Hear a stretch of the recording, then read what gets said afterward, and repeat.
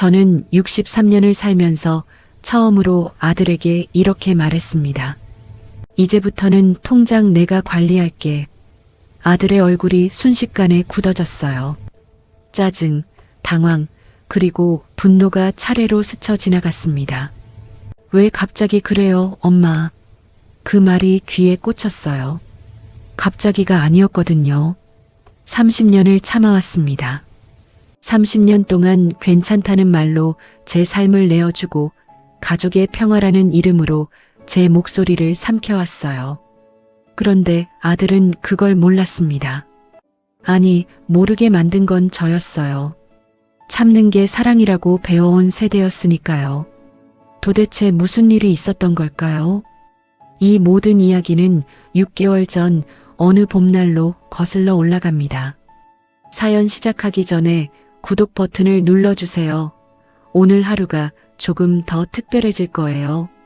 저는 올해 63, 서울 외곽의 작은 아파트에서 아들 내외와 함께 살고 있어요. 남편은 7년 전에 먼저 떠났습니다. 위암이었어요. 발견했을 때는 이미 늦었죠. 석 달을 버티다가 제 손을 잡고 눈을 감으셨습니다. 그 후로 저는 혼자였어요. 아들 민수가 그때 말했습니다. 엄마, 우리 집으로 오세요. 혼자 계시면 안 돼요. 고마웠어요. 눈물이 났습니다. 이 나이에 자식이 먼저 손 내밀어 주는 게 얼마나 큰 복인지 알거든요. 그래서 아무 의심 없이 짐을 쌌습니다. 살던 집을 정리하고 남편이 남긴 보험금과 퇴직금을 들고 아들 집으로 들어갔어요. 2억 3천만 원이었습니다. 평생 모은 돈이었죠. 아들이 말했어요. 엄마, 이 돈 제가 관리할게요. 엄마는 이런 거 신경 쓰지 마시고 편하게 계세요. 그 말이 따뜻하게 들렸습니다. 자식이 늙은 어미 짐을 덜어주려는 거라고 생각했어요. 그래, 내가 알아서 해라. 통장을 건네면서 저는 웃었습니다. 그게 실수였다는 걸 그때는 몰랐어요. 처음 몇 달은 좋았습니다. 아침에 일어나면 며느리 수진이가 밥을 차려놨고 저녁에는 손녀 하은이와 텔레비전을 봤어요. 하은이는 그의 5살이었습니다. 할머니, 할머니 가며 제 무릎에 올라오는 게 세상에서 제일 예뻤어요.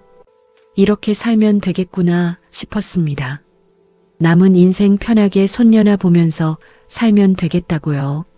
하지만 시간이 지나면서 뭔가 이상해지기 시작했어요. 제가 필요한 게 있어도 직접 살 수가 없었습니다. 카드가 없었거든요. 아들에게 말하면 아들이 사다 줬어요. 내복이 필요하다고 하면 며칠 뒤에 내복이 왔고 파스가 떨어졌다고 하면 파스를 사왔죠. 고맙긴 했는데 이상한 기분이 들었어요. 마치 제가 뭔가를 부탁해야만 얻을 수 있는 사람이 된 것 같았거든요. 한 번은 친구 영숙이 생일이라 용돈을 좀 넣어주고 싶었어요. 5만 원만요. 아들에게 말했더니 아들이 물었습니다. 뭐에 쓰시게요? 그냥 친구 생일이라서. 아, 그런 건 굳이 안 해도 되지 않아요. 요즘 다들 그렇게 안 해요. 아들 말에 저는 그냥 알겠다고 했습니다. 영숙이 생일에 빈손으로 갔어요. 미안하다, 깜빡했다 하고 둘러댔죠. 얼굴이 화끈거렸습니다. 평생 친구한테 거짓말을 하게 될 줄은 몰랐거든요. 그런데 아무도 몰랐습니다. 이 일이 모든 것을 바꿔놓을 줄은요. 그렇게 1년이 지나고 2년이 지났습니다. 저는 점점 작아지고 있었어요. 눈에 보이지 않게 조금씩이요. 아침에 일어나면 할 일이 없었습니다. 밥은 며느리가 했고 청소는 로봇 청소기가 했고 빨래는 세탁기가 했어요. 저는 그냥 거실 소파에 앉아 있었습니다. 하루 종일요. 텔레비전을 보다가 졸다가 다시 텔레비전을 보다가 그게 제 하루였어요.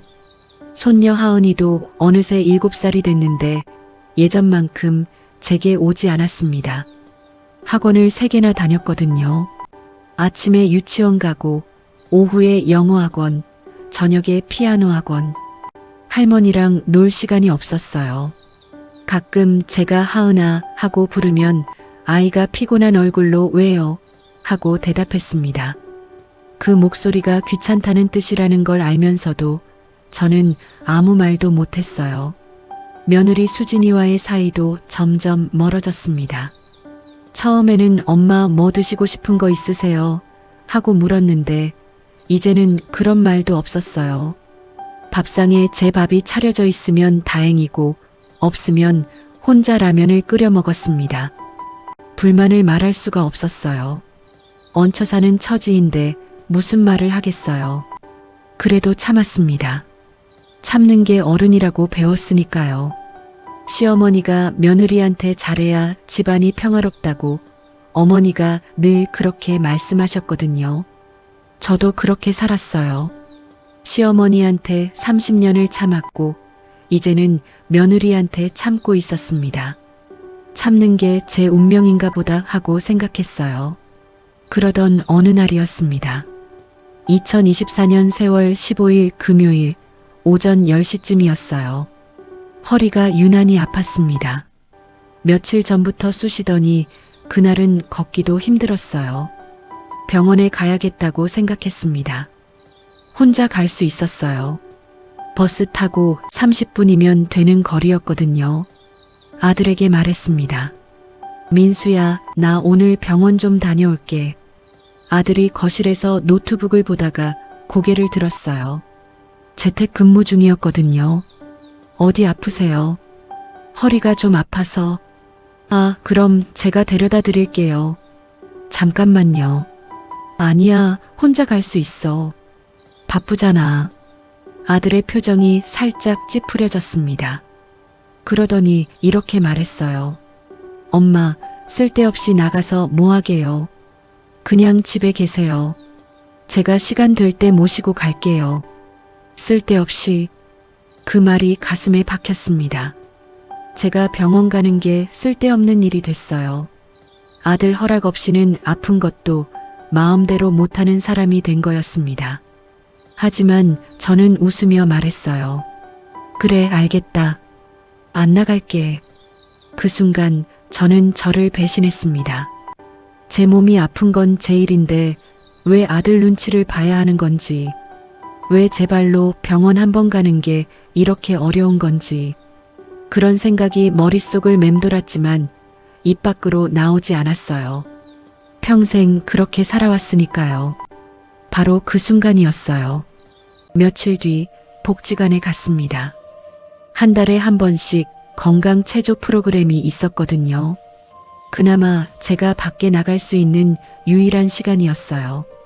아들도 복지관은 괜찮다고 했거든요. 어르신들 모이는 데니까 위험하지 않다고요. 체조가 끝나고 쉬는 시간이었습니다. 옆에 앉은 분이 말을 걸었어요. 김순희 씨라고 저보다 2살 많은 65이었습니다. 머리가 하얗게 센 분이었는데 눈빛이 맑았어요.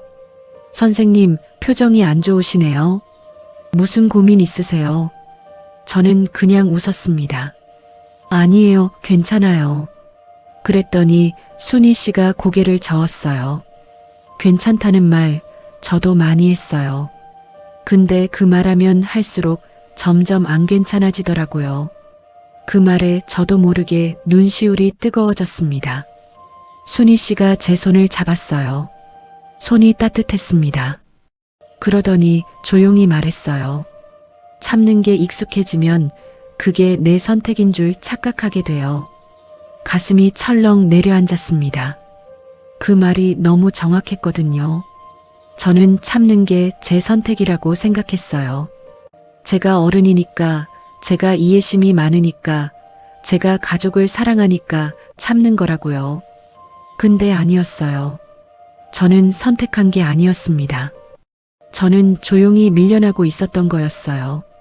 제 삶에서, 제 가족에서, 제 존재 자체에서요. 순희 씨가 말을 이었습니다. 저도 그랬어요. 남편한테 평생 참았고 자식들한테도 참았어요. 근데 어느 날 거울을 봤는데 내 얼굴이 아닌 거예요. 누군가의 삶에서 지워진 사람 같았어요.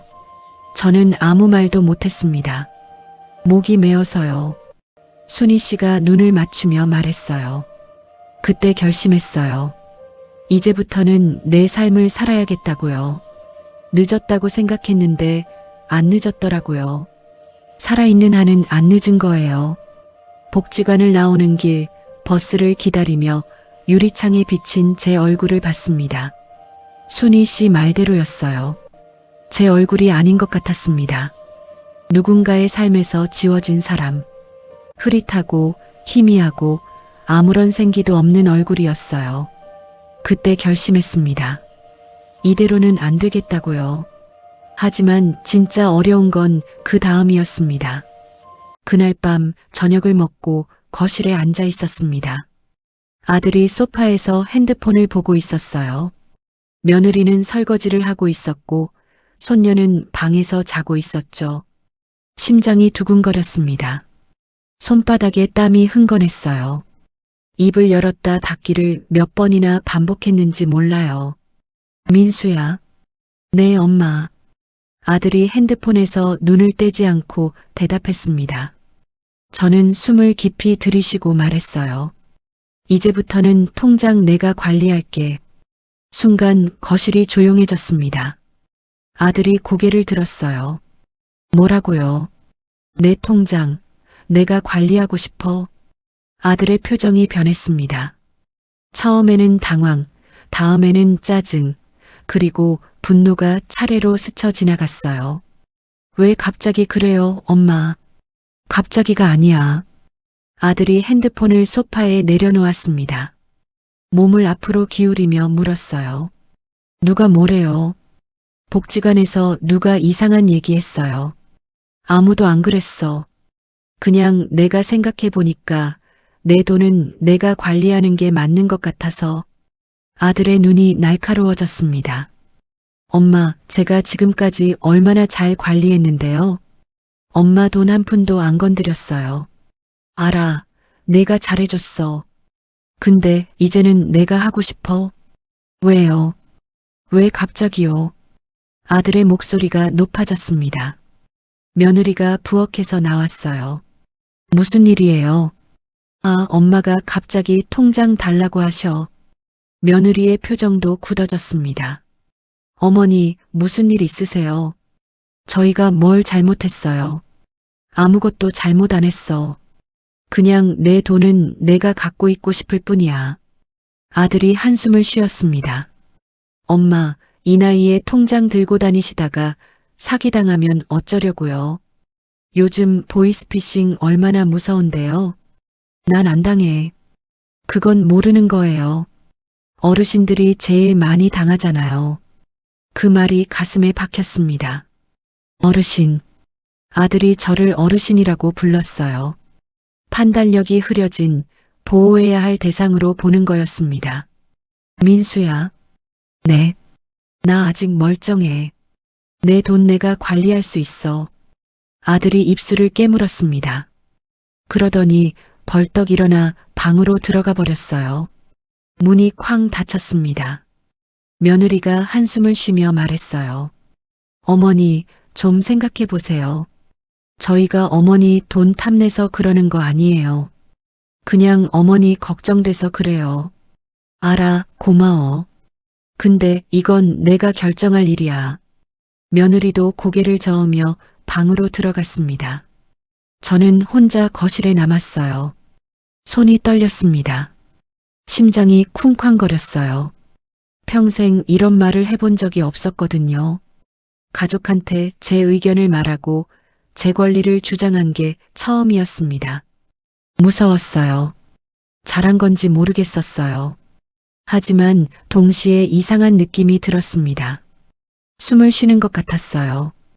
오랜만에 제대로 숨을 쉬는 느낌이었습니다. 다음 날부터 집 안 분위기가 싸늘해졌습니다. 아들은 저와 눈도 안 마주쳤어요. 며느리는 필요한 말만 했고요. 손녀만 모르고 할머니, 할머니 하며 다가왔는데 며느리가 하은이 이리 와 하며 데려갔습니다. 밥상도 달라졌어요. 예전에는 그래도 같이 앉아서 먹었는데 이제는 제 밥만 따로 차려져 있었습니다. 어머니, 먼저 드세요. 저희는 나중에 먹을게요. 그 말이 함께 먹기 싫다는 뜻이라는 걸 알았습니다. 저는 혼자 밥을 먹었어요. 목이 메어서 넘어가지 않았지만 억지로 삼켰습니다. 일주일이 지났습니다. 아들이 저녁에 제 방으로 왔어요. 노크도 없이 문을 열고 들어왔습니다. 엄마, 얘기 좀 해요. 그래, 앉아. 아들이 침대 끝에 앉았습니다. 한참을 말없이 있다가 입을 열었어요. 엄마, 제가 뭘 잘못했어요? 잘못한 거 없어. 그런데 왜 갑자기 이러세요? 저희가 엄마 돈 빼먹기라도 한 것처럼요. 그런 말 안 했어. 하지만 그렇게 느껴지잖아요. 아들의 목소리가 떨렸습니다. 눈이 빨개져 있었어요. 저는 7년 동안 엄마 모시면서 한 번도 불평 안 했어요. 집에 모셔와서 같이 살고 돈 관리해드리고. 근데 이제 와서 이러시면 제가 나쁜 놈 된 거잖아요. 가슴이 아팠습니다. 아들 말도 틀린 게 아니었거든요. 민수야. 네. 내가 나쁜 놈이라서 그러는 게 아니야. 저는 천천히 말했습니다. 그냥 엄마가 너무 오래 참았어. 참았다고요. 뭐려? 내 목소리를 내는 걸 참았어.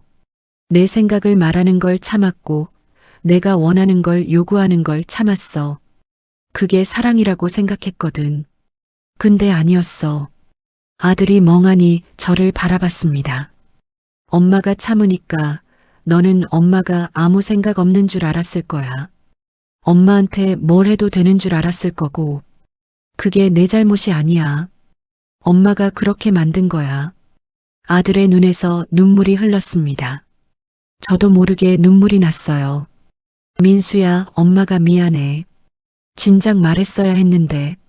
내가 커가는 동안 엄마가 어떤 사람인지, 엄마가 뭘 원하는지 보여줬어야 했는데.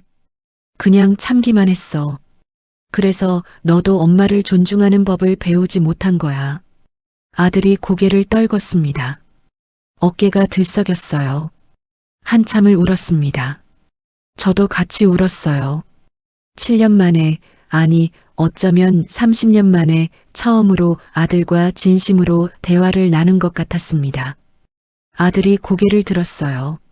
엄마, 죄송해요. 저도 몰랐어요. 엄마가 그렇게 느끼고 계신 줄. 알아. 엄마가 안 말했으니까. 아들이 제 손을 잡았습니다. 손이 컸어요. 언제 이렇게 컸나 싶었습니다. 통장 드릴게요. 그리고 앞으로는 엄마 의견 먼저 물을게요. 저는 고개를 끄덕였습니다. 말이 안 나왔어요. 목이 너무 메어서요. 하지만 진짜 변화는 그 다음부터였습니다. 통장을 돌려받았습니다. 2억 3천만 원이 그대로 있었어요. 아들 말대로 한 푼도 안 건드렸더라고요. 그 부분은 고마웠습니다. 하지만 돈이 문제가 아니었어요. 문제는 제가 제 삶의 주인이 아니었다는 거였습니다. 이제부터 달라지기로 했어요. 작은 것부터 시작했습니다. 아침에 일어나서 직접 산책을 나갔어요. 아들한테 허락 안 받고요. 그냥 운동화 신고 나갔습니다. 공원을 한 바퀴 돌고 돌아오니까 1시간이 지나 있었어요. 며느리가 물었습니다. 어머니, 어디 갔다 오세요? 산책. 아, 네. 그게 전부였어요. 아무 일도 안 일어났습니다. 제가 괜히 무서워했던 거였어요. 다음에는 친구 영숙이를 만났습니다. 2년 만이었어요. 영숙아, 미안해. 그동안 연락 못해서. 영숙이가 제 손을 잡았습니다. 야, 무슨 일 있었어? 얼굴이 왜 이래?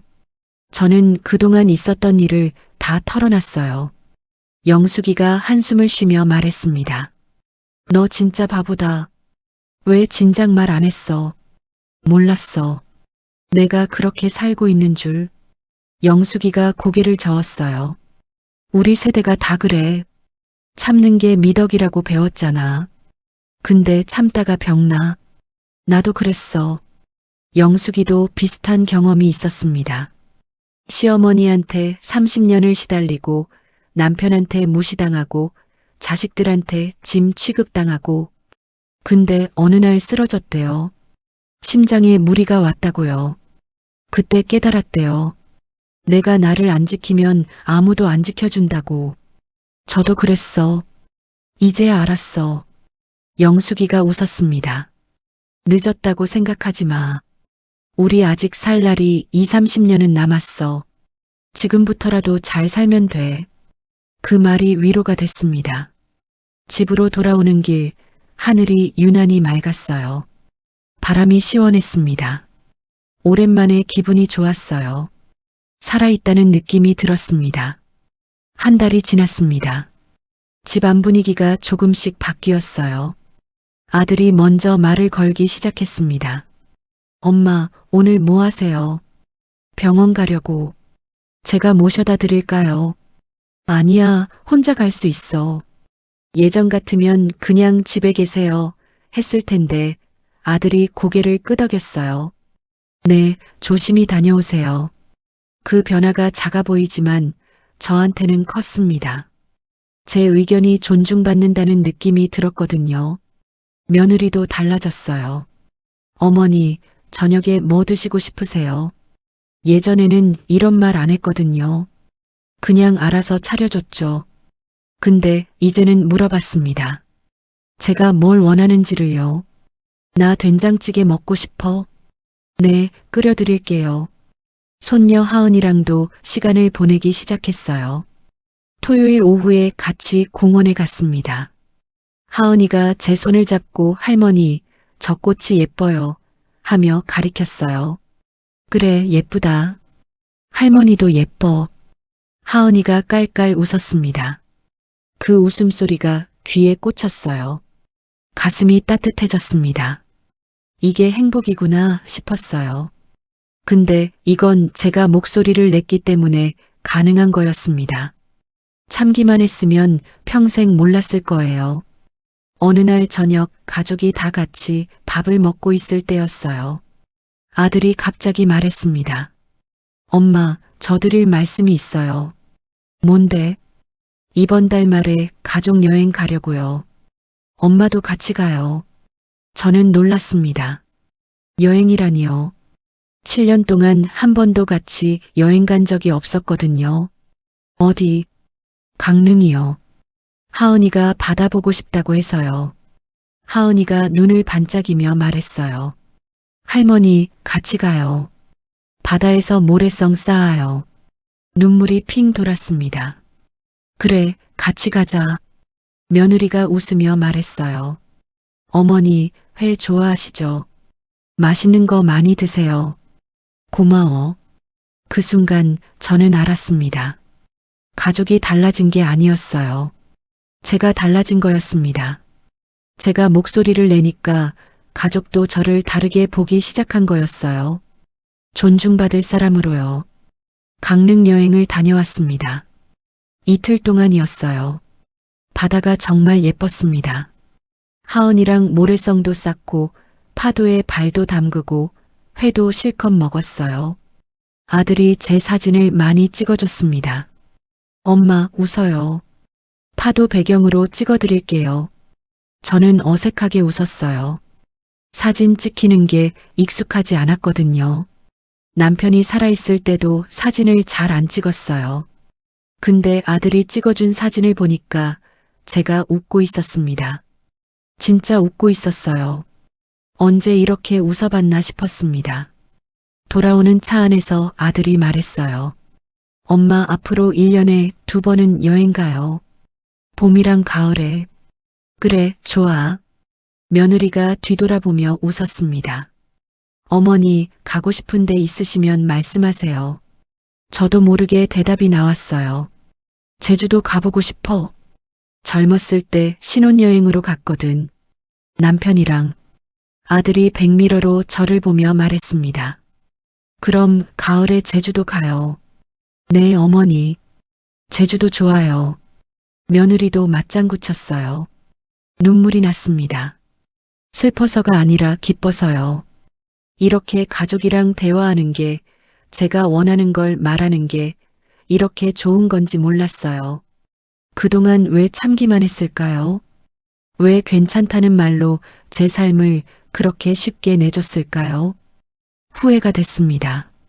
하지만 동시에 다행이라고 생각했어요. 지금이라도 알아서요. 너무 늦기 전에 깨달아서요. 지금 저는 64살이 됐습니다. 아들 집에서 함께 살고 있지만 예전과는 완전히 다른 삶을 살고 있어요. 아침에 일어나면 산책을 합니다. 공원을 한 바퀴 돌고 친구들 만나서 커피도 마시고요. 일주일에 2번은 복지관에 가서 체조도 하고 그림도 배워요. 제가 원할 때 제가 원하는 곳에 갑니다. 누구한테 허락받지 않아요. 통장은 제가 관리합니다. 필요한 건 제가 직접 사요. 친구 생일에 용돈도 넣어주고 손녀한테 용돈도 줘요. 제 돈이니까요. 가족 관계도 좋아졌어요. 오히려 예전보다 더요. 제가 참고만 있을 때는 몰랐는데 목소리를 내니까 가족들이 저를 더 존중하더라고요. 저도 가족을 더 사랑하게 됐고요. 돌이켜보면 그 6개월이 제 인생에서 가장 힘든 시간이었습니다. 익숙한 걸 버리는 건 쉽지 않았어요. 불편했고 외로웠고 눈물도 많이 났습니다. 하지만 동시에 가장 많이 성장한 시간이기도 했어요. 참는 게 사랑이 아니라는 걸 배웠거든요. 진짜 사랑은 나를 지키면서 하는 거라는 걸 알게 됐어요. 지금 이 이야기를 듣고 계신 여러분, 혹시 가족이라는 이유로 아무 말도 못하고 계신 분이 있으신가요? 괜찮다는 말로 속으로만 삼키고 계신 분이 있으신가요? 자식한테, 며느리한테, 남편한테, 아내한테 눈치 보며 숨죽이고 계신 분이 있으신가요? 이 말만은 꼭 드리고 싶어요. 당신이 지켜야 할 건 집안의 평화가 아니라 당신 자신입니다. 참는다고 다 지켜지지 않아요. 어떤 침묵은 관계를 지키는 게 아니라 사람을 망칩니다. 그리고 당신이 당신을 지키는 순간 비로소 사랑도 다시 시작될 수 있어요. 저는 63세 배웠습니다. 늦었다고 생각했는데 안 늦었어요. 살아있는 한은 안 늦은 거예요. 오늘 이야기 어떠셨나요? 마음에 울림이 있으셨다면 구독과 좋아요로 마음을 전해주세요. 더욱 따뜻하고 감동적인 사연으로 보답해 드리겠습니다. 오늘도 행복한 하루 되세요. 감사합니다.